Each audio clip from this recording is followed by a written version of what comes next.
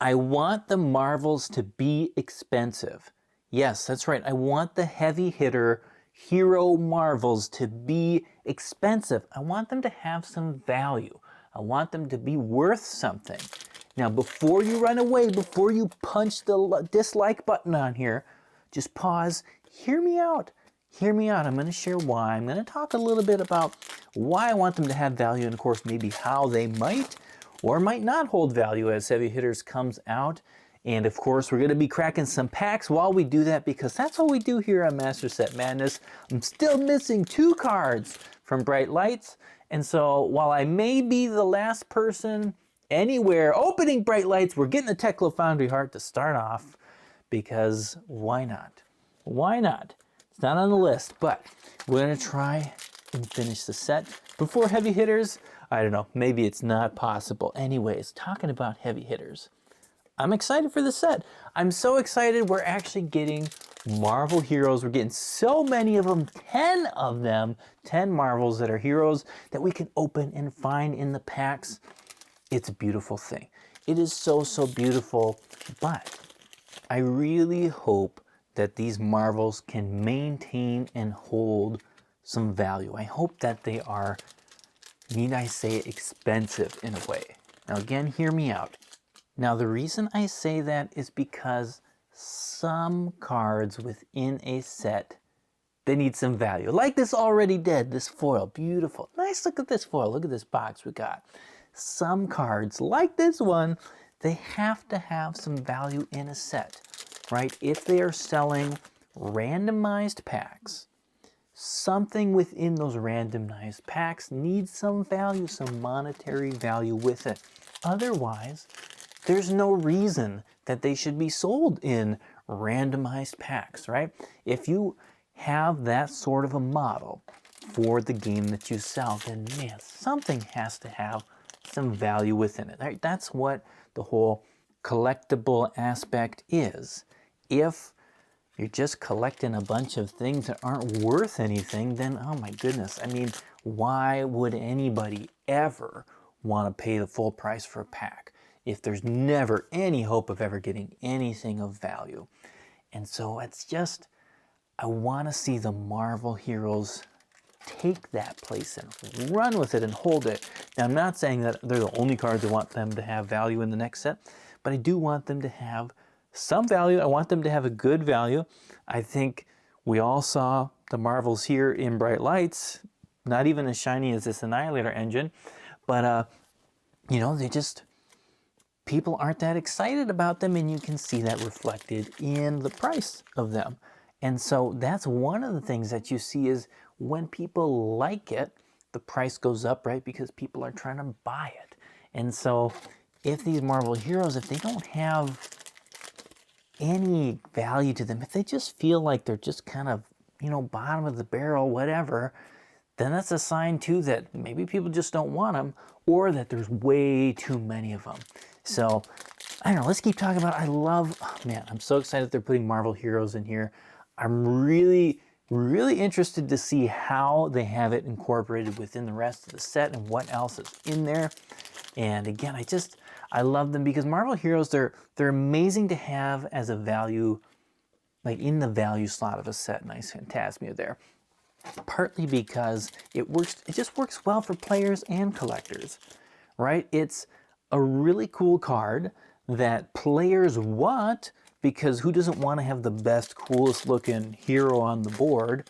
But of course you don't need it. You don't need the super fancy version. So you can get your nice cheap version. Maybe the Marvel Majestic heroes in this set will be even cheaper.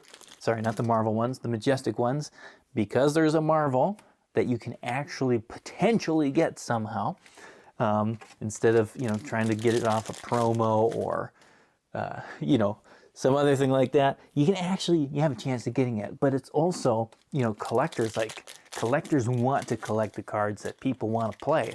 And so here's a card that people want to play. It's awesome. Anyways, it's awesome. It's super awesome. And I'm curious. I'm very curious where they're going to land price-wise. It's going to be really fun to see release week, a month later, 4 months later, just to see what these cards do from a market perspective. It's going to be fun. It's going to be fun. So if you're somebody like me, who's somewhere on that spectrum I've talked about, where talking about the value of cards and thinking about how much cards cost and all that market stuff, if you're on the side where that's fun and interesting, this is going to be interesting. It's going to be exciting. Heist, sneaking out a little bit of a heist there, and I'm wondering if it's going to feel like a heist as we go and chase all these marbles. Anyways, are the Marvel heroes going to be anywhere near the hero value for those in the Black Label history pack prices? And I doubt it. I really doubt it. Those ones have a very, very high value, of course, because they were printed only in the non-English sets. Ooh, look at this shine here. Look at this shine. We'll come back to that. We got a little bit of shine. It's that kind of golden, whoa, adaptive plating. That is the one we want to hit if we're going to hit a legendary. And yes, that's about as good as it gets. Oof, oof, oof, oof. I love seeing a legendary that is not $10. Just gotta say, I love it. I'm here, we're talking about money. Boom. I love that. Just gives you a reason. It gives you excitement, right? It should be fun when you open a legendary. If you see the L at the bottom and it's, you know it's going to be a $5 or $10 card and you feel like it just says lose instead of legendary, it's not the look you want. Anyways, back to Marvels. I don't think they're going to be anywhere near the Black Label history pack hero Marvels. They're so expensive because you can't get them in the English version of the product, and they're very rare. That makes them very rare because not nearly as many boxes are going to be opened if the English language product is not going to include those high value cards. If they had done a Black Label version for English for the history packs, I would have opened a bunch of them. I definitely would have opened a bunch to try and chase those Marvels. And I mean, yeah, the value of all sorts of different cards would probably be a lot different right now if they had done that and printed that at a big amount. But anyways, because, again, that's not going to happen here for heavy hitters, the Marvels, of course, are going to be in English packs and everything. There's going to be a lot of them being opened.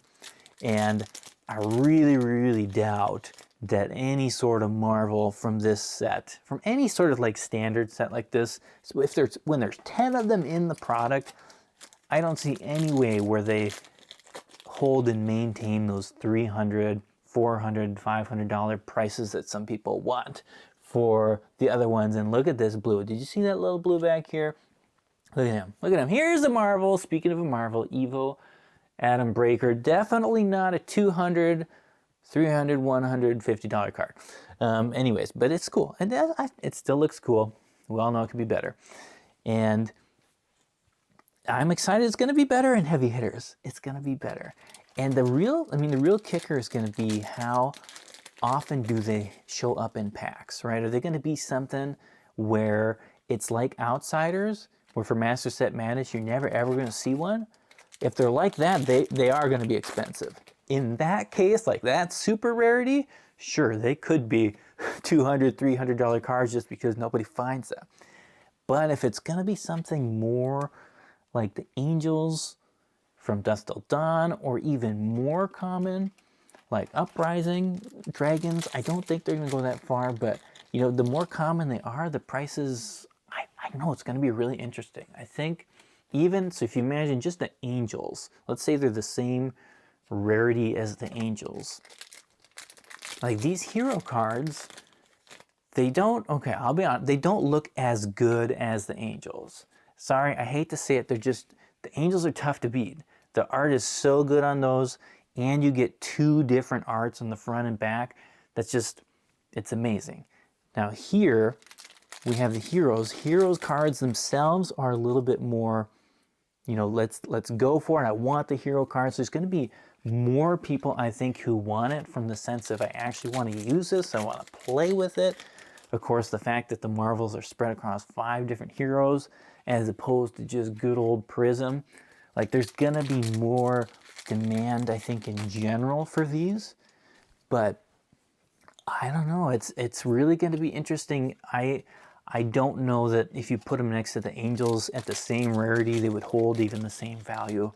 There might be more, might be less. And of course, it's not just how rare it is within the packs, but it really depends on what else do you get within the set? And as I said, it is going to be interesting. Again, they're hero cards. We got 5 new heroes in a set. We haven't done that before, right? We have not done that kind of madness before, so it's going to be exciting because there's going to be, this is the kind of set we haven't had in a while where it's really going to broaden the audience and the types of people who want to play. You know, of course, Outsiders being the last one like this with having 6 heroes that you can draft. Now we got, 5 of them being new. It's going to be fun. It's going to be really, really, really interesting. And it's going to be interesting too, of course, we're still waiting to see what's in all the list slot, what are going to be the reprints. If we get a Command and Conquer, that will put pressure on the Marvels because, the value's got to be somewhere in the set and it spreads around based on what's in there.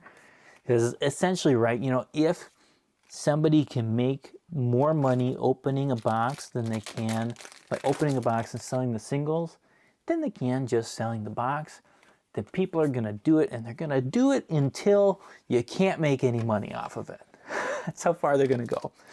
And so all those fun conversations about, well, just open your Everfest boxes, just open your Bright Light boxes. It's like, well, you know what? People have already opened them to the point where you're going to get as much money as you can. And actually, usually it gets open to the point where you're probably going to lose a little bit.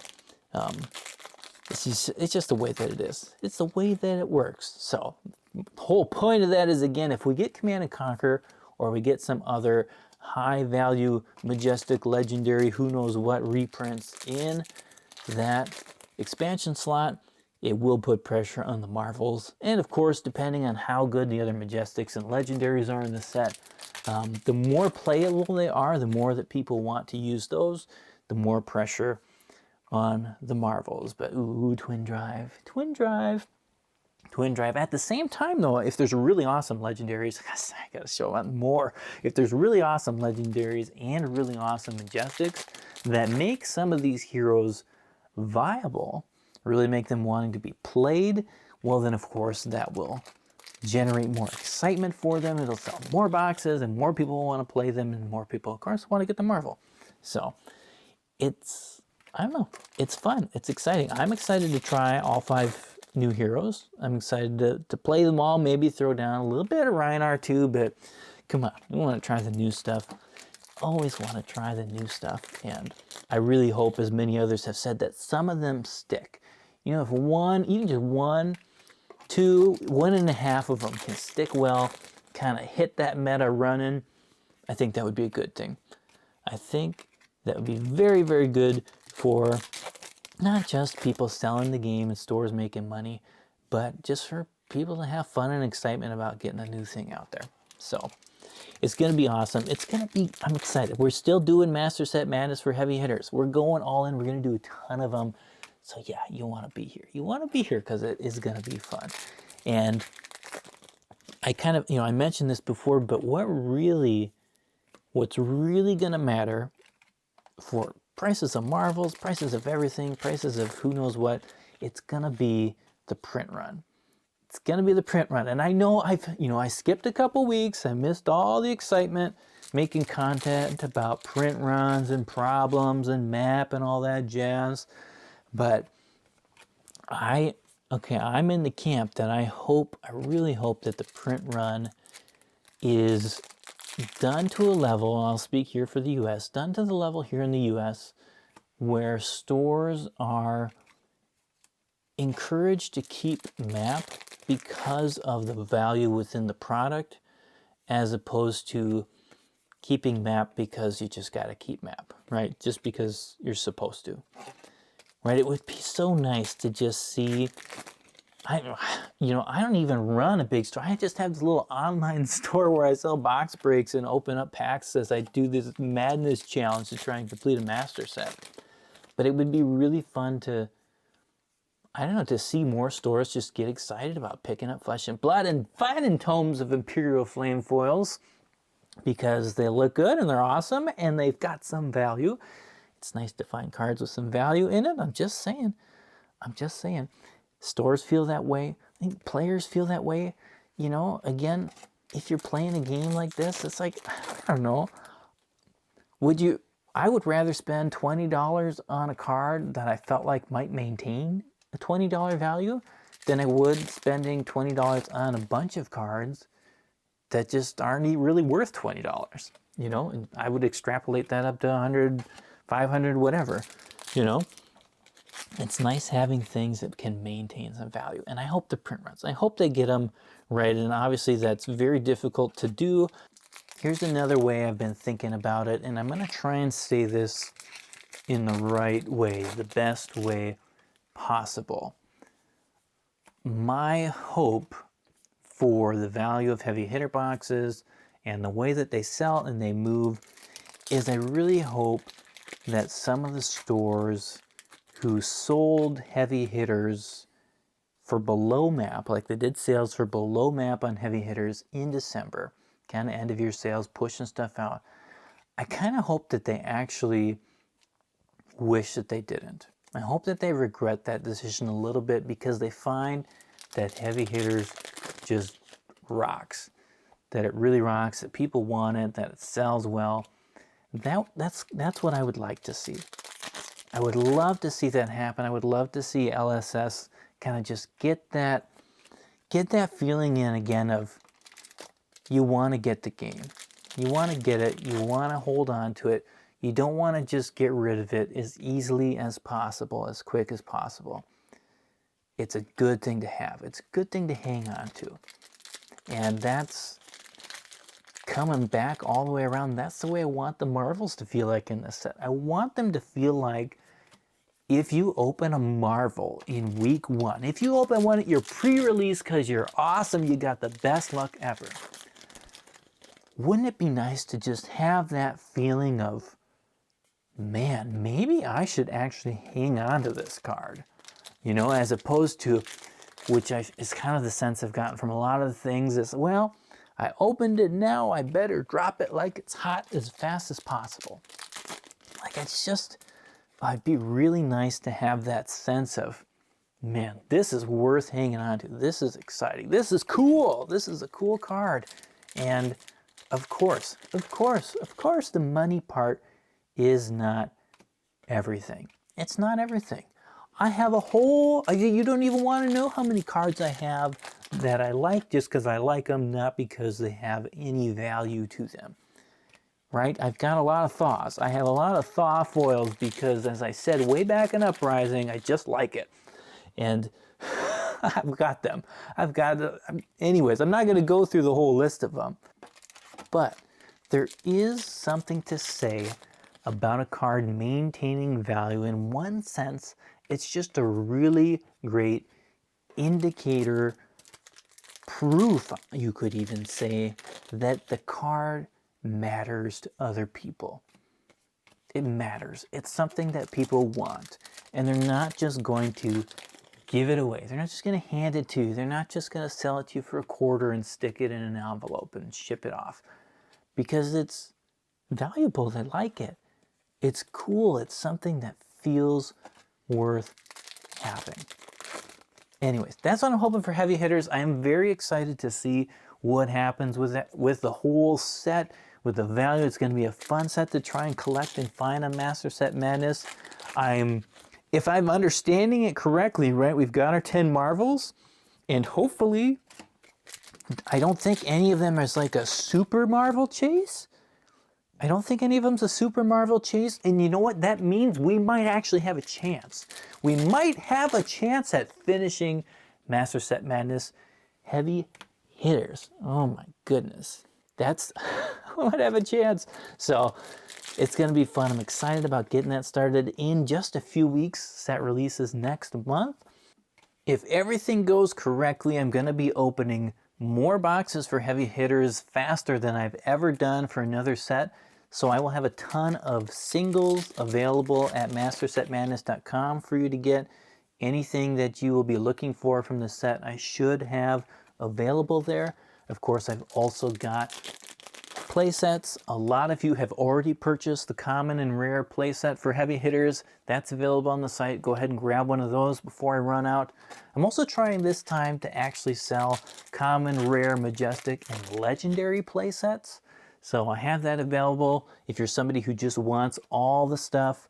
And that one, of course, would have like the lowest level of rarity for each one. So for legendaries, it would be the rainbow foil or the non-foil, depending on what type of card it is or whatnot. Of course, I would include all the expansion slot cards and Command and Conquerors or whatever. Who knows what's going to be in there? I don't know. So we've got that available on the website. We've got box breaks on there, case breaks. If you purchase a case break and you open less than $200 of value in your case because you got a stinker case, kind of just like this last box here, I will open another box of heavy hitters for you. So you get that 5th box just because you got a bad case. Because I want pack opening to be fun for people. It should be exciting. It should be a good experience. I hate it when you get those terrible boxes, those terrible cases. So make sure to check that out if you were planning on opening a case of heavy hitters anyways, because you might as well have the opportunity to get that extra box just in case your case is not a great one. But I do hope that we get a ton of Marvels. I hope that we have lots of that kind of goodness here. We do a quick little recap. Really great case. Started off with that foil already dead, Teklo Foundry Heart, of course a tower and a heist, and then that old adaptive plating cold foil coming in for us, followed up in the same box with a Marvel Atom Breaker.